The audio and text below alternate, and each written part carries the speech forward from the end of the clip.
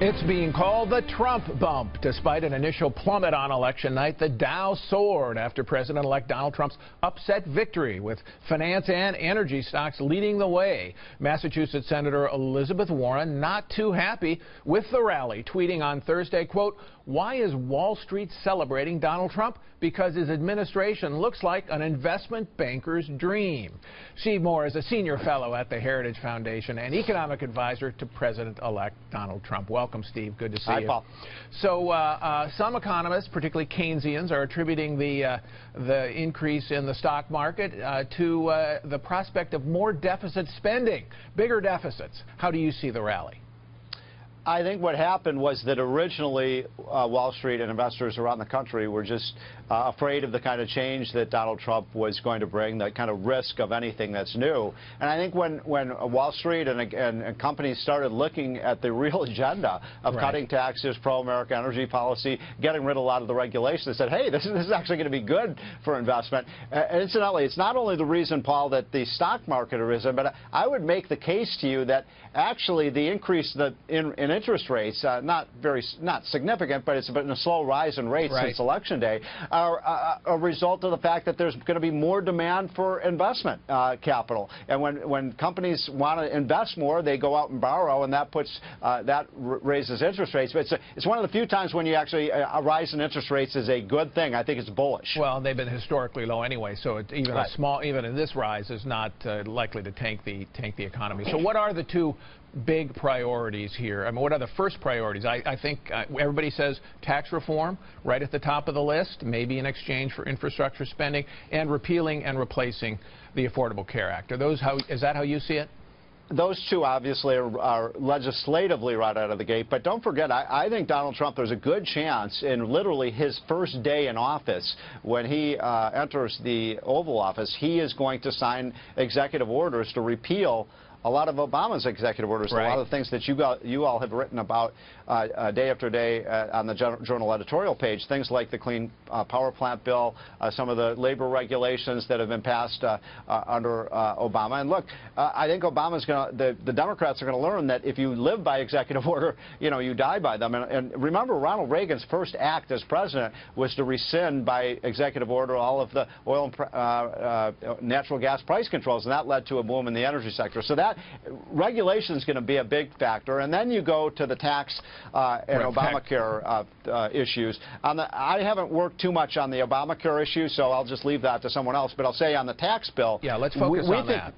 Yeah, I think we can pass something in the first 150 days. And the potential is possibly, this is being discussed, it's not certain, that you do a kind of jobs bill right out of the gate that has the business tax cuts, which is really the heart of the plan, getting that rate down to 15%. We think we can get that through the House in 30 days because it's so similar to what Paul Ryan wants to do. Then you take it over to the Senate, and as you said, maybe you add some infrastructure spending in that package to get some Democratic votes, and then I think you could get something with perhaps 65 votes in the Senate. You may not even need the so-called reconciliation process. But here, Steve, I talked to Kevin Brady, who's the chairman of House Ways and Means Committee, and he said he doesn't want to split corporate tax reform from individual tax reform because he believes that you have to do the two together to make the kind of efficient allocation of capital, number one. And number two, politically, if you do corporate tax reform first, as you described, you may never be able to cut individual rates.